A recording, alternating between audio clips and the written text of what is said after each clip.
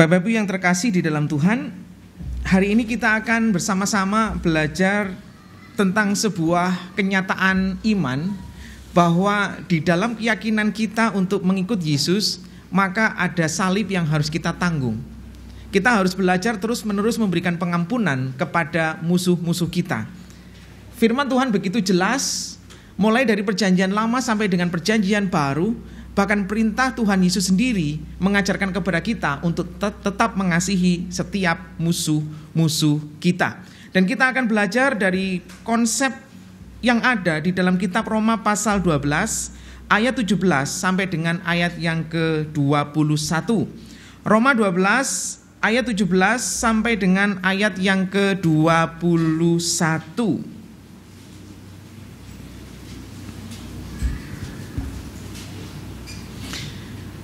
Jika sudah ditemukan, mari kita baca secara bergiliran. Saya membacakan ayat yang ke-17, kemudian Bapak Ibu ayat 18, sampai kita selesaikan satu perikop sampai ayat 21. Demikian firman Tuhan. Janganlah membalas kejahatan dengan kejahatan. Lakukanlah apa yang baik bagi semua orang. Sedapat-dapatnya tergantung daripadamu. Hiduplah dalam perdamaian dengan sesama orang. Saudara-saudaraku yang kekasih, janganlah kamu sendiri menuntut pembalasan, tetapi berilah tempat kepada murka Allah. Sebab ada tertulis, pembalasan itu adalah hakku, akulah yang akan menuntut pembalasan, firman Tuhan. Tapi jika seterumu lapar, berilah dia makan. Jika ia haus, berilah dia minum. Dengan berbuat demikian, kamu melumpuhkan bara api di atas kepalanya. Janganlah kamu kalah terhadap kejahatan, tetapi kalahkanlah kejahatan dengan kebaikan. Bapak Ibu Saudara, orang dewasa memiliki kreativitas yang berbeda dengan seorang anak ketika ingin membalas kejahatan dari temannya. Seorang anak ketika dia disakiti, contohnya disikut, maka dalam otak dan pemikirannya, kecenderungannya dia akan membalas dengan menyikut. Pada waktu dia ditampar, dia akan menampar. Pada waktu ditendang, dia akan ditendang. Pada waktu dijegal, akan dijegal. Pada waktu dilempar, akan dilempar. Ini adalah kondisi anak-anak yang masih sangat sederhana. Coba kita pikirkan pada waktu kita sudah dewasa. Kreativitas kita bertumbuh, pengalaman-pengalaman dan contoh-contoh kejahatan ada di sekitar kita. Maka ketika kita disakiti, ada begitu banyak cara yang bisa kita lakukan sebagai pembalasan kita terhadap dia. Pada waktu kita ditempeleng, mungkin kita diam. Tetapi siapa tahu nanti malam kemudian kita datang dengan bensin, lalu kemudian kita lemparkan dalam rumahnya, kita bakar. Siapa tahu? Atau mungkin kita tidak melakukan kepada dia, tetapi waktu anaknya keluar sendirian, maka kita culik. Ada banyak perkara yang bisa kita lakukan karena kita adalah orang yang sudah dewasa dan matang. Semuanya ini berkaitan dengan natur dosa kita sebenarnya. Natur dosa membuat kita berorientasi kepada diri sendiri, sehingga pada waktu kita disakiti, pada waktu apa yang kita miliki kemudian diambil, pada waktu zona nyaman kita dibongkar oleh mereka, maka kita tidak bisa terima. Pada waktu itu kita akan ingin membalas dendam itu. Seperti kata pepatah, pembalasan lebih kejam daripada tindakan. Karena apa? Semuanya berkaitan dengan dosa. Dosa ini meracuni dari titik apa yang ada dalam seluruh hidup kita. Apakah itu pikiran, apakah itu perasaan, apakah itu kehendak kita. Jadi jangan berpikir apakah ada dari satu titik di dalam hidup kita masih ada tempat yang tidak dikuasai dan dirusak oleh dosa. Maka jawabannya tidak ada. Kalaupun kita mau berpikir secara universal, maka di muka bumi ini tidak ada manusia yang kebal terhadap dosa sekecil ataupun sebesar apapun bentuknya. Karena itu ketika kita sudah memiliki sebuah natur dosa, maka ini mengajar kita mau tidak mau berorientasi kepada diri. Maka ketika kita disakiti, maka kita pun cenderung untuk membalas. Pada waktu kita memiliki musuh, maka musuh itu adalah orang yang akan kita benci. Pada waktu kita mengalami sebuah kesakitan batin kita, maka kalau bisa mereka mengalami hal yang sama. Kalau kita ambil bagian di dalam tindakan ini Bapak Ibu, tidak pernah mengampuni, tidak pernah membereskan dosa ini, maka kita masuk dalam lingkaran setan dan dendam, penyesahan, permusuhan, pencederaan dan seterusnya akan selalu ada di dalam kehidupan kita dan masalah tidak akan pernah selesai. Karena itu firman Tuhan dalam perikop yang kita baca mengajarkan kepada kita sebagai buah rohani dari orang yang sudah Tuhan tebus, sebagai bukti bahwa kita adalah orang yang sudah mengalami lahir baru oleh karena kuasa Roh Kudus, maka kita harus memiliki buah kasih. Buah kasih itu akan terwujud dengan sangat jelas ketika kita berhadapan dengan musuh kita. Apakah kita mau mengampuni dia? Apakah justru kita akan membalas dendam atas apa yang sudah dia lakukan? Pada waktu kita sekarang sakit hati Bapak Ibu, membutuhkan kasih yang semakin besar untuk bisa meredamnya. Makanya berapapun kita sekarang ini mengalami kepahitan, maka membutuhkan kasih yang semakin melimpah. Dan di sini adalah waktunya bagi kita untuk belajar. Ternyata untuk mengampuni musuh-musuh kita, memperlakukan yang terbaik kepada orang yang sudah menyakiti kita, itu bukan sebuah pilihan. Tetapi itu adalah keniscayaan. Itu adalah sebuah keharusan menjadi buah dari pertobatan kita. Pada waktu kita mempelajari perikop yang kita baca ini Bapak Ibu, maka kita bisa menemukan Paulus menasihatkan ada dua hal yang perlu kita lakukan untuk menghadapi musuh kita. Yang pertama dalam bentuk larangan. Larangannya apa? Jangan membalas kejahatan dengan kejahatan. Kemudian ada bentuk perintah di sana. Ayat 17 sampai ayat yang ke-19 mengatakan bahwa perbuat baiklah kepada mereka. Dua hal ini adalah dua hal yang mungkin sebagai orang yang masih mementingkan diri sendiri, orang yang masih tidak bisa menerima dan berdamai, maka menjadi sebuah kesulitan. Tetapi mau tidak mau harus kita lakukan. Dan kemudian nanti kita pun juga akan belajar bahwa alasan kita untuk melakukan yang terbaik kepada musuh kita, sebenarnya kita diajar untuk menempatkan bara di atas kepalanya. Nah Bapak Ibu yang saya kasih di dalam Tuhan, sehingga pada akhirnya kita menang atas godaan dosa-dosa tersebut. Dan di sini marilah kita bersama-sama pelan-pelan untuk memikirkan beberapa hal. Yang pertama ayat 17 sampai ayat 20a, di situ memberikan sebuah pengajaran kepada kita bagaimana wujud kasih yang mengalahkan kebaikan. Bagaimana wujud kasih yang bisa kita lakukan kepada musuh kita untuk mengalahkan kejahatan-kejahatan yang mereka lakukan. Mari kita perhatikan ayat 17 sampai dengan ayat yang ke-20a. Janganlah membalas kejahatan dengan kejahatan. Lakukanlah apa yang baik bagi semua orang sedapat-dapatnya. Kalau hal itu bergantung kepadamu, hiduplah dalam perdamaian dengan semua orang. Saudara-saudaraku yang kekasih, janganlah kamu sendiri menuntut pembalasan, tetapi berilah tempat kepada murka Allah, sebab ada tertulis pembalasan itu adalah hakku. Akulah Tuhan yang menuntut pembalasan, firman Tuhan. Tetapi jika seterumu lapar, berilah dia makan. Jika ia haus, berilah dia minum. Wujud kasih yang mengalahkan kebaikan, Bapak Ibu, di sini dijelaskan bahwa yang pertama jangan membalas kejahatan dengan kejahatan. Saya percaya kalau kita mau memikirkan dalam kehidupan kita, tidak ada satu tempat di lingkungan kita menjadi tempat yang aman terhadap dosa. Tidak ada satu tempat, satu lingkungan, satu kondisi di mana kita aman di sana tanpa ada pengaruh dosa. Tidak ada. Mungkin Bapak Ibu memikirkan bahwa tempat yang paling nyaman adalah keluarga. Di sana ada orang-orang yang terdekat dengan saya, sehingga di sana ada tempat yang aman, yang tidak mungkin ada permusuhan, dan di sana tidak ada dosa. Maka saya mau katakan kepada Bapak Ibu, di seluruh tempat yang kita miliki, tidak ada satu tempat pun yang netral terhadap dosa. Bahkan dalam keluarga sekalipun. Makanya saya selalu mengingatkan bagi pemuda-pemudi yang mau masuk dalam pernikahan untuk merasakan penderitaan neraka dunia, maka masuklah dalam pernikahan.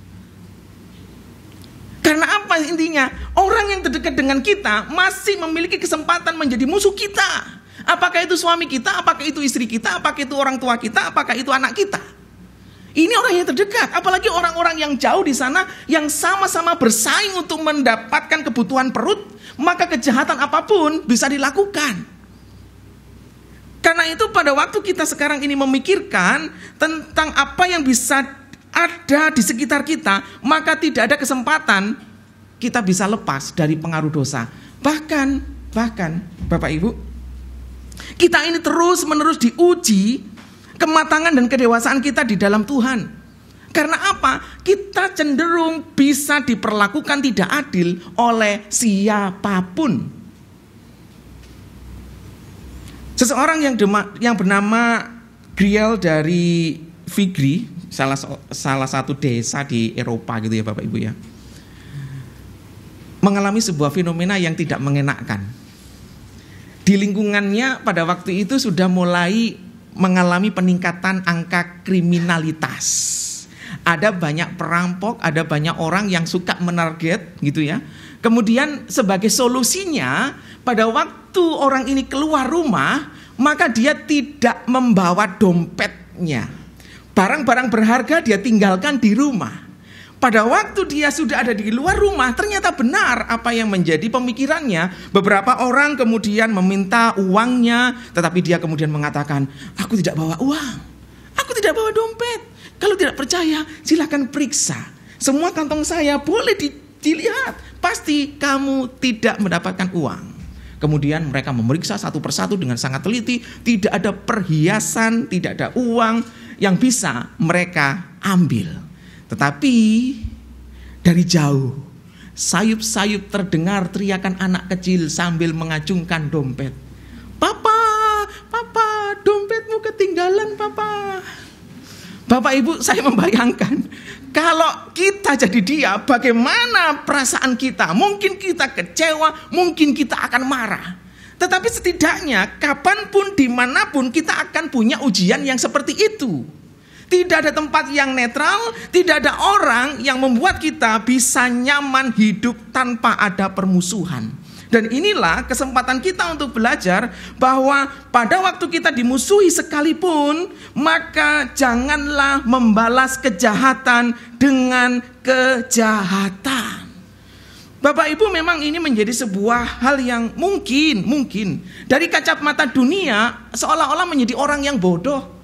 Kenapa pada waktu kita diperlakukan tidak adil, diam? Kenapa pada waktu kita diperlakukan tidak baik, dimusuhi, kita harus memaafkan dan mengampuni? Seolah-olah ini betul-betul tidak sesuai dengan konsep dunia. Bahkan kalaupun saya mengalami hal yang sama, Bapak Ibu contohnya melempar saya dengan batu, maka saya akan melempar Bapak Ibu dengan bunga. Tetapi saya akan pastikan bersama dengan potnya. Ini menjadi fenomena yang umum di antara kita Bapak Ibu. Pada waktu kita disakiti maka pembalasan itu harus ada. Tetapi kita harus sadar bahwa semua penjelasan dalam Alkitab menjelaskan tentang kasih, tentang pengampunan, tentang penebusan. Maka kita pun harus memiliki kasih yang begitu rupa sehingga kita harus mengampuni. Bahkan kalau kita mau lihat dari perjanjian lama saja, mungkin nanti Bapak Ibu bisa lihat di rumah, Keluaran 23 ayat 4 sampai dengan ayat yang kelima, di sini mengatakan, apabila engkau melihat lembu musuhmu atau keledainya yang sesat, maka segeralah kau kembalikan binatang itu. Kita sedang tidak berurusan dengan orangnya, tetapi kita berurusan dengan propertinya. Pada waktu properti musuh kita mengalami sebuah kerugian, terhilang ataupun rusak, maka kita punya kewajiban untuk bisa menolong propertinya. Apalagi berurusan dengan orangnya. Maka jelas sekali Amsal 17 ayat 13 juga mengatakan, siapa membalas kebaikan dengan kejahatan, maka kejahatan tidak akan menghindar dari rumahnya. Artinya ketika seseorang berbuat jahat, maka kita tidak bisa mengampuni orang itu, maka jaminannya adalah kejahatan demi kejahatan akan kita alami waktu demi waktu di dalam kehidupan kita. Kalaupun kita mau bergeser di dalam perjanjian baru Bapak Ibu, Matius 5 ayat 38 dan 39 jelas sekali mengatakan, kamu telah mendengar firman, mata ganti mata, gigi ganti gigi. Tetapi aku berkata kepadamu, janganlah kamu melawan orang yang berbuat jahat kepadamu, melainkan siapapun yang menampar pipi kananmu, berilah juga kepadanya pipi kirimu. Bukankah ini sangat jelas dan gamblang bahwa kita tidak boleh membalas dendam terhadap mereka? Bahkan kalau kita mau seret lebih lagi, ketika Yesus terakhir disesah untuk menghadapi salibnya, Yesus berkata, "Ya Bapa, ampunilah mereka, sebab mereka tidak tahu apa yang mereka perbuat." Bukankah sangat jelas perintahnya harus mengampuni, tidak melakukan kejahatan untuk membalas kejahatan, dan Kristus sendiri sudah meneladani kita. Pada waktu kita melihat Bapak Ibu, sesuatu yang sudah pasti ini, maka belum tentu untuk membawa kedamaian dengan orang lain. Kalaupun kita sudah melaksanakan firman Tuhan, mengampuni orang itu, berbuat baik pada orang itu, belum tentu bisa menjamin hubungan kita dengan dia. Mungkin bisa saja dia tetap memperlakukan kita dengan jahat. Mungkin kecurigaan selalu ada di dalam pikirannya terhadap kita. Mungkin tetap saja kita dimusuhinya habis. Meskipun kita sudah mengorbankan semuanya untuk dia. Makanya pada waktu kita sekarang ini ingin berbuat baik pada teman-teman kita, orang yang kita kasihi, tetapi toh mentok tidak ada hasil, justru mereka tetap memusuhi kita. Kadang-kadang ini menjadi tantangan. Tuhan, kenapa kok begini? Tetapi mau tidak mau kita harus tetap melakukan sesuai dengan pernyataan yang ada di dalam ayat 18 Bapak Ibu. Perhatikan ayat 18. "Sedapat-dapatnya kalau hal itu tergantung padamu, hiduplah dalam perdamaian dengan semua orang." Pada waktu seolah-olah jalan buntu untuk menjalin perdamaian, mereka tetap memusuhi kita, maka ayat 18 mengajarkan kepada kita, perdamaian yang harus kita capai, yang kita bangun adalah sebuah prioritas. Jadi kita sekarang ini memusatkan pikiran, perhatian terhadap kedamaian kita, terhadap musuh kita. Pada waktu kita sedang berusaha, mungkin mengorbankan banyak hal, tetapi kita lakukan sebagai hal yang penting, hal yang mendesak, dan harus segera dilakukan. Itu prioritas. Jadi sekarang ini, pada waktu kita mengingat kembali, bahwa pada waktu kita dituntut untuk berbuat baik dan mengasihi musuh kita, bahkan Yesus pernah mengajarkan itu sebagai hutang. Berarti sesuatu yang serius, harus kita jalin, harus kita bangun, meskipun kita tidak mendapatkan apa yang ideal. Tetapi Bapak Ibu, sekali lagi ini menjadi sebuah kesulitan. Seperti halnya slogan yang mengatakan turn back crime. Kalau ada kriminal, lawan balik. Maka itu juga seolah-olah menjadi pemikiran kita. Kalau kita sudah berupaya dan berusaha, sudah mentok, maka oke, sudah waktunya membalas kejahatan mereka. Dan tidak ada lagi pintu pengampunan kepada dia. Ini resiko Bapak Ibu. Tidak mudah menerapkan firman Tuhan. Tetapi bukan pilihan bagi kita. Dan kemudian perlu kita ingat kembali. Di tengah-tengah keputusasaan kita untuk menjalin relasi yang ideal dengan musuh kita, maka kita harus ingat kasih Tuhan. Bukankah dulu kita adalah orang yang berdosa, yang harus dimurkai oleh Allah, tetapi ternyata Allah menggapai kita dengan anugerahnya mengampuni kita. Bukankah kita dulu adalah seteru Allah yang harus mengalami murka Allah, tetapi ternyata Allah mengampuni dosa-dosa kita dan menjadikan kita sebagai anaknya. Ini menjadi dasar kita untuk terus-menerus melakukan kebaikan kepada orang itu. Sehingga ini menjadi alasan yang cukup ketika orang lain berbuat jahat pada kita, maka kita tidak membalasnya dengan kejahatan. Bapak Ibu, saya ingin tanya, apa bedanya lebah dengan lalat?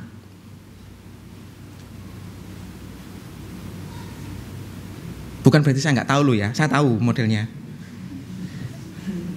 Apa bedanya lebah dan lalat? Terima kasih ya atas jawabannya, sangat memuaskan saya.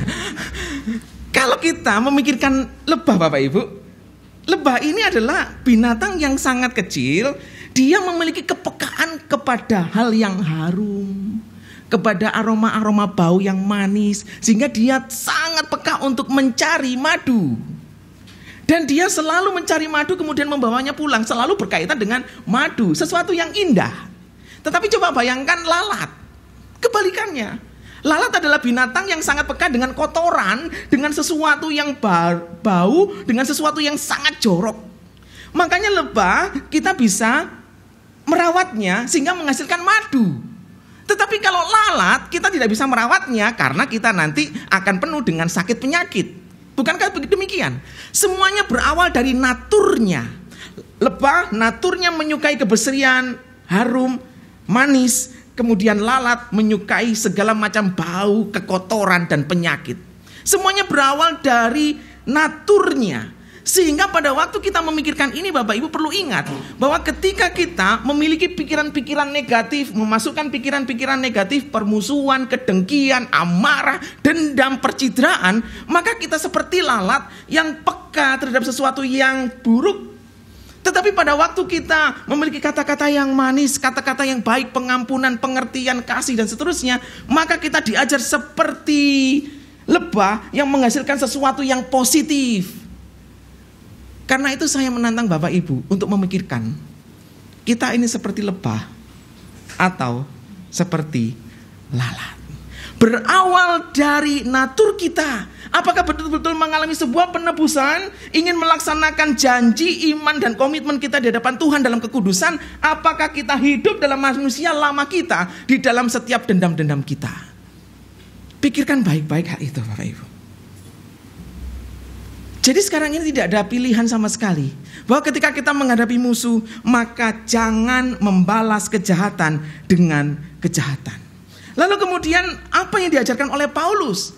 Setelah kita dilarang untuk membalas dengan kejahatan, maka ayat 20a mengajarkan kepada kita bahwa kita justru harus aktif berbuat baik kepada mereka.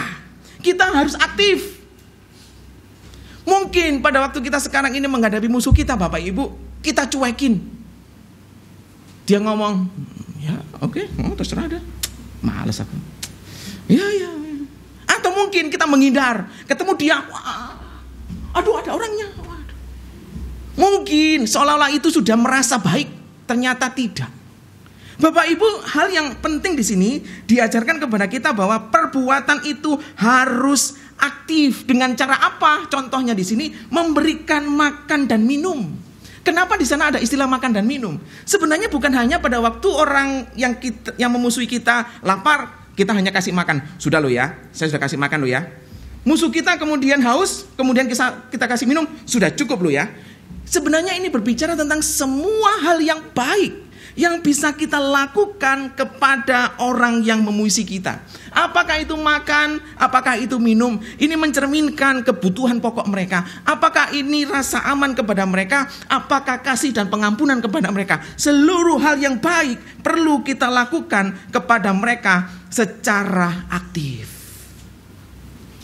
Bapak Ibu, pada waktu saya merenungkan perikop ini, saya sungguh teringat akan pengalaman saya untuk mengampuni orang tua saya. Beliau kawin lagi dan kami kemudian ditinggal demikian. Seolah-olah kami adalah orang yang dibuang. Bapak Ibu, sejak tahun 2004, 2005 sampai dengan tahun 94 sampai dengan tahun 2003, saya bergumul dengan bagaimana caranya mengampuni bapak saya yang meninggalkan kami. Kebencian saya luar biasa. Kalau saya ingat, apa alasannya kenapa kamu membenci papamu? Saya bisa sebutkan 1001 alasan kenapa saya membenci bapak saya. Tetapi saya percaya itu kemudian membuat saya gelisah sedemikian rupa sehingga saya belajar untuk mengampuni bapak saya. Pada tahun 2003 Bapak Ibu, barulah saya punya kekuatan, punya keberanian, dan saya pikir ini adalah sebuah anugerah. Pada waktu saya sudah mulai berdoa kepada Tuhan dan mengatakan, Tuhan, aku mau mengampuni bapakku.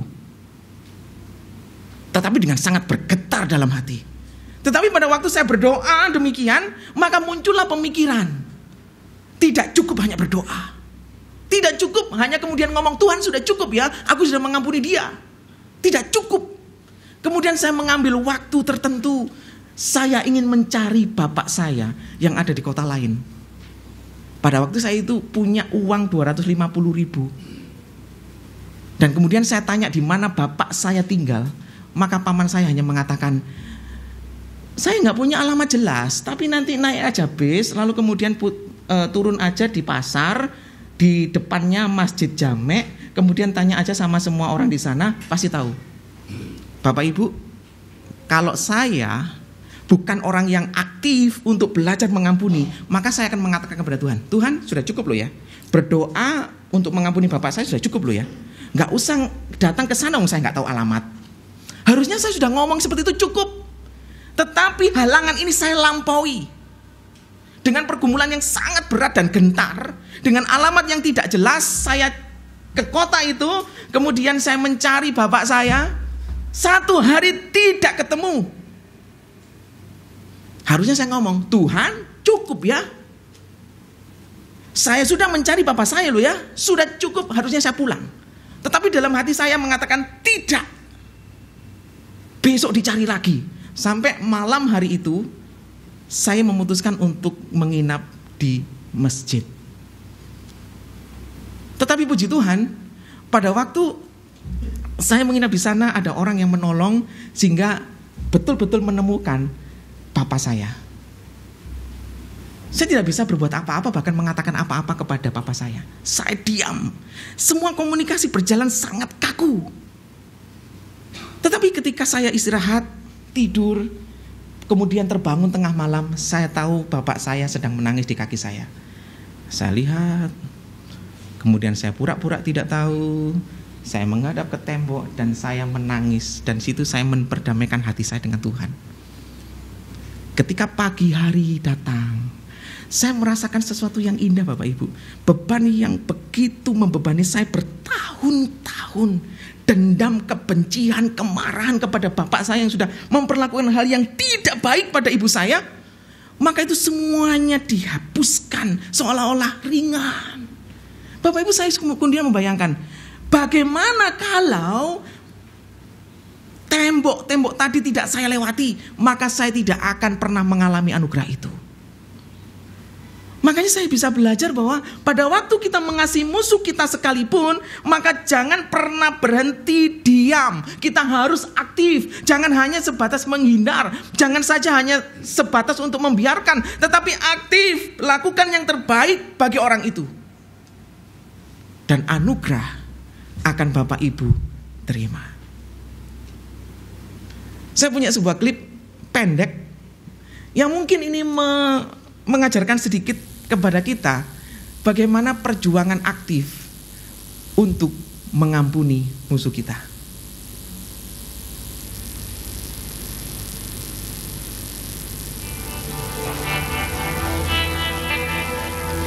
Orang yang bermusuhan ibaratnya orang yang memiliki hubungan terpisah secara relasi dengan mereka. Tetapi kalau kita berusaha untuk mengampuni, maka ada banyak cara untuk mencapai mereka, untuk memeluk mereka. Meskipun terus-menerus mereka melakukan dengan kebenciannya terhadap kita, dan bahkan kita harus membayar dengan kepedihan, maka kita akan terus melakukan apapun. Dan itu sangat menyakitkan. Tetapi ketika kita punya kasih yang begitu besar kepada dia, maka kita tidak akan pernah berhenti. Tetapi kita akan terus mencari akal dan cara bagaimana untuk bisa mencapainya. Kalaupun pada suatu saat kita punya amunisi, maka amunisi itu akan kita abaikan dan kita buang. Untuk satu hal, memeluk dia. Saudara, ini klip yang pendek tetapi bagi saya sesuatu yang indah, dan inilah kasih yang aktif. Jadi Paulus di sini mengajarkan kepada kita bahwa jangan membalas kejahatan dengan kejahatan, justru kebalikannya, berbuat baiklah kepada musuh kita. Itu sudah kita bahas di dalam ayat 17 sampai 20a. Kemudian selanjutnya Paulus di sini memberikan alasan mengapa kita harus memperlakukan musuh kita dengan baik. Alasannya terdapat di dalam ayat 20b. Perhatikan Bapak Ibu. Dengan berbuat demikian, kamu menumpukan bara api di atas kepalanya. Alasannya apa? Perbuatan baik kita akan membuat orang itu berpikir ulang, akan membuat orang itu sedih, akan membuat orang itu terbeban. Karena apa? Kejahatan yang dia lakukan, kenapa kok dibalas dengan kebaikan? Bapak Ibu, saya pernah mengalami sebuah pengalaman. Suatu ketika saya parkir, tapi saya masih ada dalam posisi duduk di sepeda. Kemudian ada orang yang nabrak sepeda motor saya dari samping. Ternyata ada 2 ibu-ibu. Lalu saya dengan sengaja marah, negur si ibu B. Ibu, saya udah diam loh ini, kenapa kok masih ditabrak? Masih belajar tak? Pokoknya sudah nggak usah dilanjutkan ya. Gitu aja. Pokoknya begitu. Tetapi pada waktu saya marah-marah pada ibu itu, sewot gitu ya, dengan modelnya jahat-jahatan gitu. Ternyata ibu A yang di depan saya datang kepada saya minta maaf. Bayangkan Bapak Ibu, saya memarahi ibu B, padahal yang salah ibu A. Pada waktu ibu itu diam sambil tersenyum, kemudian ada ibu yang minta maaf, muka saya itu malunya luar biasa. Kalau bisa dilipat-lipat gitu ya Bapak Ibu ya, saya akan lipat-lipat, akan saya masukkan kantong. Malu saya.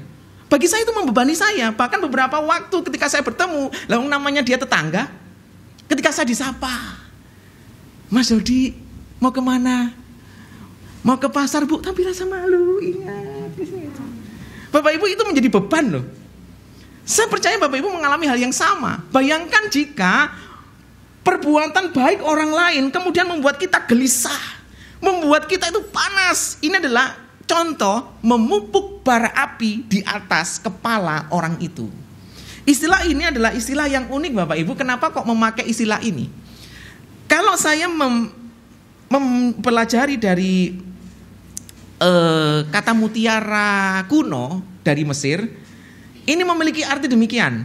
Kita harus melakukan perbuatan baik kepada musuh kita terus-menerus sampai musuh kita menjadi teman kita. Itu artinya.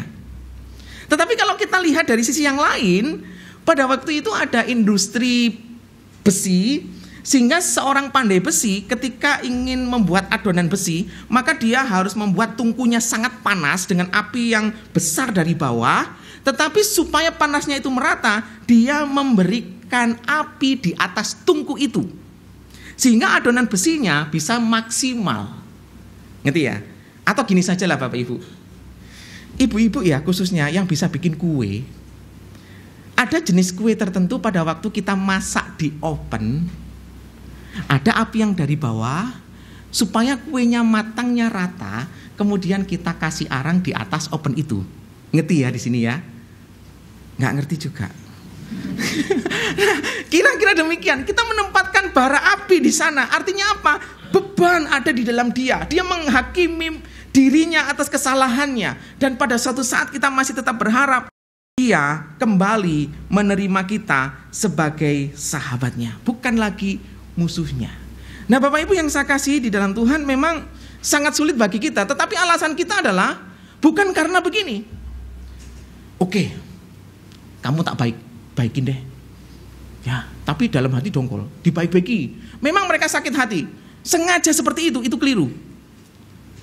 Ampunilah dia, tetap lakukan kebaikan dengan tulus, tidak usah mengharap keadilan, tetapi biarlah Tuhan yang akan menghakimi dia. Tetapi bukan sebagai senjata menyakiti dia. Mengerti ya maksudnya? Kalau kita masih menjadikan kebaikan kita sebagai senjata, maka kita sudah melanggar firman ini. Jadi tetap saja berbuat yang terbaik, hanya berharap Allah yang akan menghakimi dia. Nah Bapak Ibu yang saya kasih di dalam Tuhan, memang ini tidak mudah kita terapkan, tetapi itu menjadi alasan. Alasan di mana firman Tuhan harus kita taati sedemikian rupa. Ini alasannya, memupuk bara api di atas kepalanya, supaya dia bergumul atas kesalahannya. Kemudian Paulus setelah memberikan alasan di dalam ayat 20b, kenapa kita harus berbuat baik, maka dilanjutkan di dalam ayat 21, Paulus memberikan sebuah rangkuman yang berkaitan dengan semua yang diajarkan di atas. Bahwa kata-kata Paulus menekankan demikian, janganlah kamu kalah terhadap kejahatan, tetapi kalahkanlah kejahatan dengan kebaikan. Saya berpikir aneh kalimat ini. Harusnya masalah tindakan yang tidak baik ini adalah masalah keadilan. Tetapi kenapa Paulus memakai kata kemenangan? Dalam hal ini Bapak Ibu, keadilan itu sudah dibuang jauh-jauh karena keadilan milik Allah. Kita tidak bisa menuntut dia lagi karena kita berserah bahwa Allah yang akan mengadili dia. Jadi masalah keadilan akan kita singkirkan. Nah, sekarang kita berbicara tentang kemenangan. Kemenangan ini berarti penguasaan diri kita sedemikian rupa untuk menguasai hati kita sedemikian rupa sehingga pada akhirnya kita membuktikan karakter Kristiani sebagai buah yang bisa kita tunjukkan demi kasih kepada mereka. Bapak Ibu, mengampuni ini adalah upaya kita berkaitan dengan karakter Kristiani kita. Nah, karakter kita ini diuji kira-kira ada banyak hal lah Bapak Ibu. Tetapi saya ingin berbagi ada 3 hal yang bisa menguji karakter kita. Yang pertama, karakter kita akan teruji kalau kita sendirian. Mungkin di depan orang yang menyakiti kita, kita bisa tersenyum, bisa menyapa, apa kabar Pak? Apa kabar Bu? Bagaimana keluarganya? Baik-baik. Senyumnya sangat lebar. Tetapi pada waktu kita sendirian mengingat orang itu, belum tentu kita tulus, tetapi mungkin masih dendam. Orang ini waduh. Pada waktu sendiri, ini adalah tantangan karakter kita. Masihkah menyimpan dendam pada orang itu atau tidak? Kemudian yang kedua, pada waktu peristiwa yang spontanitas. Contohnya gampang saja lah Bapak Ibu. Karakter kita itu akan teruji sangat jelas ketika di jalan raya. Pada waktu kita mengendarai sepeda motor ataupun mobil disiksa orang, itu karakter kita akan muncul di sana. Apakah kita kemudian bilang haleluya? Atau sebaliknya, wey. Atau kemudian makian keluar dari mulut kita, wey. Begitu? Itu semuanya tantangan kita. Sesuatu yang sifatnya spontan itu cenderungnya membuat kita mengeluarkan apa yang asli dari diri kita. Oke ya? Tadi pada waktu sendirian menguji karakter kita, pada waktu spontan menguji karakter kita. Kemudian yang ketiga Bapak Ibu, biasanya karakter kita itu diuji pada waktu kita tertekan. Contohnya, seringkali dibully, maka suatu saat muncul dalam hati, aku ingin membalas, aku tidak terima. Pada waktu dihina, maka suatu saat muncul kekuatan, aku harus melakukan hal yang sama pada dia. Aku tersakiti, maka kamu harus mengalami hal yang sama. Pada waktu kita tertekan, aniaya, penolakan, ataupun pelecehan, maka muncul dalam hati kita untuk melawan. Makanya ujian karakter kita akan terlihat dalam hal-hal tersebut. Pada waktu kita sudah menguasai hati, batin kita, dan iman kita Bapak Ibu, untuk melaksanakan karakter Kristus terus-menerus dalam hidup kita, maka ini yang diharapkan. Menguasai hati, menguasai iman, sehingga bukan kebencian yang keluar pada musuh kita, tetapi kasih kita kepada mereka. Nah, saya harap biarlah firman Tuhan ini sungguh mengingatkan kepada kita bahwa mengasihi musuh, berbuat baik kepada mereka bukan sebuah pilihan tetapi tanggung jawab, dan itu adalah bukti dari karakter Kristen kita. Bapak Ibu, hari ini penyakit begitu banyak. Salah satu penyakit bisa ditimbulkan dari masalah pikiran. Bayangkan kalau pikiran kita memasukkan sesuatu yang buruk-buruk, yang jelek-jelek, contohnya seperti dendam, kemarahan, maka sama saja kita sedang memasukkan penyakit dalam tubuh kita. Tetapi sebaliknya, kalau kita memiliki pemikiran yang positif, di dalamnya itu ada kasih, kemudian ada pengampunan, kemudian ada sukacita, dan seterusnya, maka kita sama saja membebaskan dari berbagai macam penyakit dalam diri kita. Nah, sekarang ini Bapak Ibu dan saya harus belajar bagaimana seharusnya mengontrol diri kita sedemikian rupa dengan kuat kuasa dan teladan yang sudah dilakukan oleh Yesus. Mengampuni musuh kita, tidak membalas kejahatan dengan kejahatan, justru melakukan yang terbaik bagi mereka. Bukan untuk mereka, tetapi untuk kita. Biarlah firman Tuhan ini memberkati kita, dan marilah kita belajar satu persatu dari hidup kita, belajar untuk mengampuni. Marilah kita mengambil waktu teduh di hadapan Tuhan, menyiapkan hati kita di dalam doa secara pribadi, mengoreksi diri apakah di dalam kehidupan kita masih ada dendam, kebencian, amarah, kepahitan, ataupun pencitraan, permusuhan. Maka ini kesempatan kita untuk meletakkan di dalam kasih dan pengampunan Tuhan. Perlu kiranya kita meminta ampun kepada Tuhan. Perlu juga kiranya kita memohon kekuatan daripada Allah, karena saya percaya tidak mudah untuk mengampuni musuh kita. Tidak mudah untuk tidak membalas kejahatan dengan kejahatan, bahkan memberikan yang terbaik bagi musuh kita. Tetapi kuat kuasa Allah pasti akan memampukan kita. Berdoalah secara pribadi, boleh bersuara ataupun di dalam hati.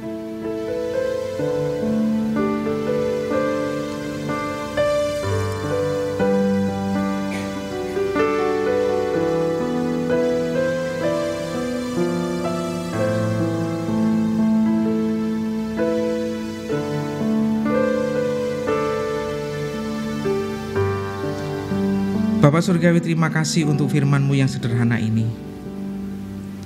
Biarlah kami melihat kasih Tuhan yang sudah menebus kami. Ajarkan kami melihat teladan Kristus yang sudah mengampuni orang-orang yang menyesah Dia, orang-orang yang menyakiti dan menyiksa Dia. Dan biarlah kami belajar untuk memiliki kasih yang melimpah, sehingga kami beroleh kekuatan untuk mengampuni setiap orang-orang yang menyakiti hati kami, tetapi justru kami melakukan hal yang terbaik bagi mereka. Ajarkanlah kami memiliki hati yang lapang untuk bisa mengampuni, dengan pengampunan yang aktif, bisa datang dengan berbagai macam kerelaan untuk berkorban demi merangkul mereka, demi menjalin hubungan yang harmonis kepada mereka. Semuanya oleh karena penyertaan Tuhan, perintah Tuhan, dan iman kami yang harus teruji. Tolong kami ya Tuhan, yang lemah, yang begitu egois dan mementingkan diri, supaya kami belajar untuk memikirkan orang lain. Kiranya kami belajar mengampuni dan melakukan yang terbaik bagi musuh-musuh kami. Di dalam nama Kristus Yesus kami ucap syukur dan berdoa. Amin.